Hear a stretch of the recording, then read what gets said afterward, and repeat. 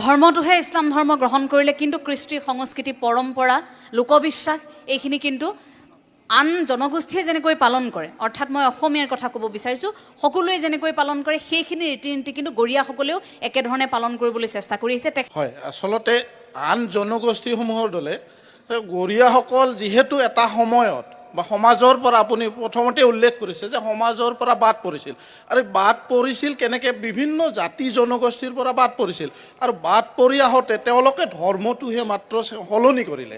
তেওঁলোকেতো মানুহজন চেঞ্জ নহ'ল, সলনি নহ'ল। গতিকে সেই সলনি নোহোৱাৰ কাৰণে গতিকে তেওঁলোকে সেই তেতিয়াৰ যিটো পৰম্পৰা, তেতিয়াৰ যিটো কৃষ্টি, তেতিয়াৰ যিটো সংস্কৃতি সেইখিনি ক্ৰমান্বয়ে ধাৱমান হৈ থাকে। গতিকে তেনেধৰণে সেইকাৰণে গৰীয়াসকল বা যেনেকৈ আন ইছলাম ধৰ্মীসকল অসমত থকা আপুনি কয় যে পূৰ্ববংগীয় বা পূৰ্ববংগৰ পৰা অহা, তেওঁলোকৰ সৈতে আমাৰ সংস্কৃতি নিমিলেতো স্বাভাৱিক, কাৰণ তেওঁলোকে কালি পৰহি অসমলৈকে আহিছে।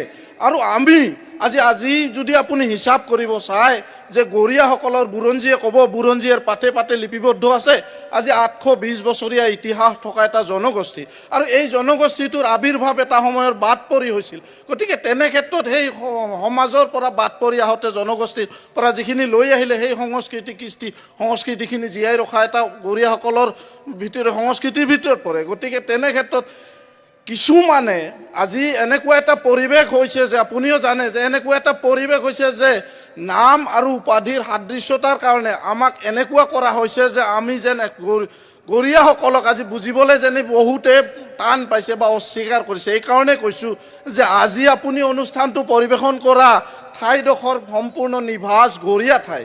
এই ঠাইত কিজানি বা দুঘৰ এঘৰ ক'ৰবাত থাকিব পাৰে, কিন্তু নাই বুলিয়ে ক'ব পাৰি পূৰ্ববংগীয়। কিন্তু তেনে ক্ষেত্ৰত ইয়াত 100 ঘৰ 150 ঘৰ এছাৰত নাম কৰ্তন বা জাননী প্ৰেৰণ কৰা হৈছে। গতিকে এই জাননী প্ৰেৰণ কি কাৰণত কৰা হৈছে ক'ব খোজে যে তেওঁলোকৰো আলি আমাৰো আলি, তেওঁলোকৰো ইছলাম আমাৰো ইছলাম। কিন্তু এই কথাখিনি কি জানিবলৈ বাকী থাকিল নেকি যে গৰীয়াসকল এটা নিভাঁজ গৰীয়াসকলৰ এটা 820 বছৰীয়া এটা ইতিহাস আছে। গৰীয়াসকলে এইখন অসম আৰু অসম মাতৃৰ কাৰণে কি কৰা নাই, গৰীয়াসকলে সৰ্বস্ব ত্যাগ কৰি দিছে। চুলতান গৰীয়াৰ পৰাই আৰম্ভ কৰক আপুনি, মাধ্যম আন্দোলন, ভাষা আন্দোলন, অসম আন্দোলন, কা আন্দোলন, প্ৰতিটো অসমৰ সংকটাকালীন মুহূৰ্তত গৰীয়াসকলে নিজক সৰ্বস্ব ত্যাগ কৰি নিজৰ তেজ দি হ'লেও এই অসম মাতৃৰ হৈ থিয় দিছিল। আমাক নাম আৰু উপাধিৰ কাৰণে আমাক টাৰ্গেট কৰি লোৱা হৈছে, নাম আৰু উপাধিৰ কাৰণে আমাক ডিভোটাৰ সজোৱা হৈছে। আপুনি কিছুদিন আগত দেখিছে যে নলবাৰীৰ এগৰাকী গৰীয়া মহিলা আজি বাংলাদেশত তেওঁ আছে। দুৰ্ভাগ্যজনক কথা, অসমীয়া জাতিৰ কাৰণে দুৰ্ভাগ্যজনক কথা, গৰীয়া জনগোষ্ঠীৰ কাৰণে দুৰ্ভাগ্যজনক কথা। এজন গৰীয়া মহিলা 65 তেওঁৰ বয়স, সেই মহিলাগৰাকী বাংলাদেশত থাকি দিন কটাবলগীয়া হৈছে। তেওঁৰ সতি সন্তান এইখন অসমৰে নলবাৰী জিলাত বসবাস কৰে। ইয়াতকৈ গৰীয়া জনগোষ্ঠীৰ কাৰণে, ইয়াতকৈ অসমীয়া জাতিৰ কাৰণে আৰু কি দুৰ্ভাগ্যৰ কথা হ'ব পাৰে।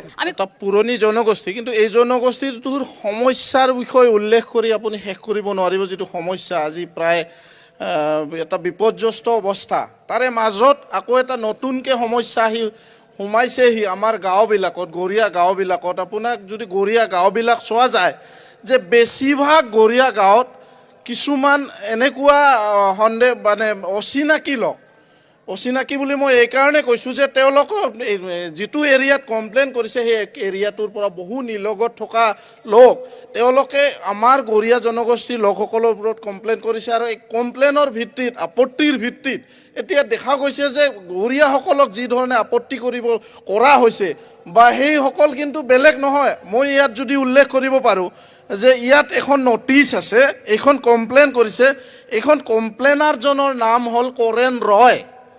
মই বঙাইগাঁও বাসিন্দা, বঙাইগাঁৱৰ এখন কমপ্লেইনাৰজনে উল্লেখ কৰিছে এবচেণ্ট পাৰ্মানেণ্টলি শিফটেড। যিখন গাঁৱৰ এই মানুহগৰাকীৰ ওপৰত কমপ্লেইন কৰা হৈছে আৰু এই কমপ্লেইনাৰজন যিখন গাঁৱৰ, তাই এই দুখন গাঁৱৰ মাজত ব্যৱধান প্ৰায় অন্ততঃ 60 কিলোমিটাৰ ডিফাৰেঞ্চ। কিন্তু এই 60 কিলোমিটাৰ ডিফাৰেঞ্চ থকাৰ পিছতো তেওঁ কি হিচাপে বা কি ভাবি পেলাই এইটো কমপ্লেইন কৰিলে নাজানো। এইটো এটা ৰাজনৈতিক চক্ৰান্ত বুলি আমাৰ অনুমান হয়।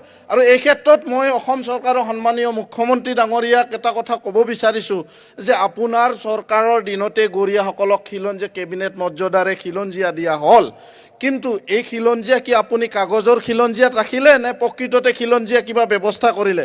যদি গৰীয়াসকল প্ৰকৃততে খিলঞ্জীয়াই হয় তেনেহ'লে আজিৰ তাৰিখত এই এছাৰ এটা বেলেগ মানে এটা প্ৰক্ৰিয়া আনি যি ধৰণে আমাক সমস্যাৰ সন্মুখীন কৰা হ'ল বা আমাৰ নাগৰিকত্বৰ ওপৰত সন্দেহৰ আঙুলি তোলা হ'ল, এইটো গৰীয়াসকলৰ কাৰণে বা অসমীয়া জাতিৰ কাৰণে এটা দুৰ্ভাগ্যজনক। গতিকে মুখ্যমন্ত্ৰী মহোদয়ক অনুৰোধ জনাইছোঁ, আপত্তি জনাইছোঁ, দাবী জনাইছোঁ এই প্ৰক্ৰিয়াটোৰে এছাৰৰ এই প্ৰক্ৰিয়াটোত গৰীয়াসকলক এটা সুব্যৱস্থা ল'ব লাগে বুলি এই মঞ্চৰ জৰিয়তে দাবী